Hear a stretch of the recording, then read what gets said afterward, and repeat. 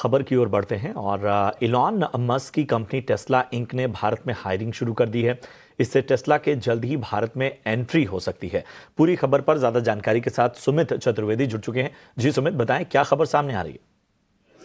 Tesla का भारत में आने का रास्ता अब काफी साफ होता दिख रहा है। कल कंपनी ने 13 पोजीशंस जारी की, जिनके मुताबिक कंपनी एडवाइजरी रोल में, क्लाइंट सपोर्ट सर्विसेज में, इन सब में लोगों की भर्ती शुरू कर चुका है। प्रधानमंत्री मोदी भारत के कुछ दिनों पहले ही अमेरिका में थे। वहां पे वो इलॉन मस्क जो टेस्ला के चीफ हैं उनसे मिले। उसके बाद से ये हायरिंग शुरू हुई है। ये देखा जा रहा है कि अब काफी इंटरेस्ट टेस्ला का फिर से भारतीय बाजार में आ रहा है। टेस्ला के पहले भी प्लान थे। पिछले साल अप्रैल में इलॉन मस्क टेस्ला के जो ओनर हैं वो भारत आने वाले थे, पर आखिरी मोमेंट पे उनका आना कैंसिल हो गया। उसके बाद ये देखा जा रहा था कि कब आती है टेस्ला, और अब काफी साफ लग रहा है कि टेस्ला फिर से अपने भारत की रणनीति बना रहा है, इसलिए हायरिंग भी शुरू कर दी गई है। भारत में इलेक्ट्रिक व्हीकल की बात करें तो बाजार काफी बड़ा नहीं है, 2% की मार्केट है, पर टेस्ला जिस पर फोकस कर रहा है वो हाई एंड मार्केट है। भारत ने नई पॉलिसी भी लाई है गाड़ियों के लिए, ईवी इलेक्ट्रिक गाड़ियों के लिए। उसमें काफी कंपनियों ने इंटरेस्ट दिखाया है।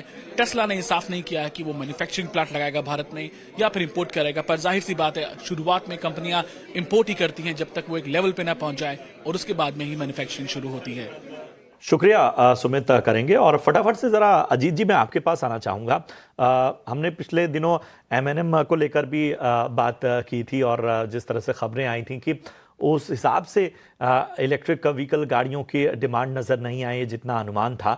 हालांकि हम ये मान के चल रहे हैं कि ये भविष्य में और ज़्यादा डिमांड बढ़ेगी। टेस्ला की एंट्री, इन सबको अगर देखें तो ज़रा ऑटो सेक्टर को आप किस तरह से नाप रहे हैं?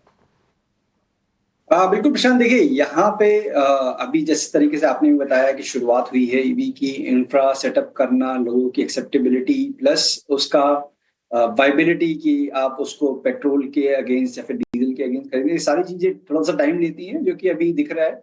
बट मुझे लगता है कि with in the auto basket जो कि एग्जिस्टिंग प्लेयर्स हैं जिनका एक ऑलरेडी मार्केट पे होल्ड है, उनमें से एमएनएम एक ऐसा नाम है जहां पे कि हमने देखा है कि कंसिस्टेंसी रही भी है।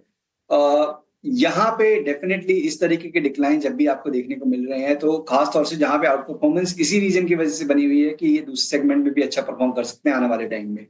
अभी लेटेस्ट जो इनके लॉन्चेस के बाद जिस तरीके की बुकिंग के आंकड़े आए हैं वो भी कहीं ना कहीं इस चीजों को इंडिकेट कर रहे हैं। और एमएनएम के अगर आप देखेंगे तो ओवरऑल मुझे लगता है कि ये डिप जो अभी हम देखने को मिल रहा है स्टॉक में फ्रॉम द रीसेंट हाइस कंपैरेटिवली बहुत कम गिरा है और स्ट्रेंथ दिख रही है। तो यहाँ पे आपको 2700 के पास अगर ये स्टॉक मिलता है तो एक अच्छी बाइंग अपॉर्चुनिटी होगी। 2600 का एक स्टॉप लॉस के साथ आप 3200 तक के पोजीशन टारगेट्स के लिए इसमें वेट कर सकते हैं। ये है राय आपको, और एक पिक भी मिल गई ऑटो सेक्टर की।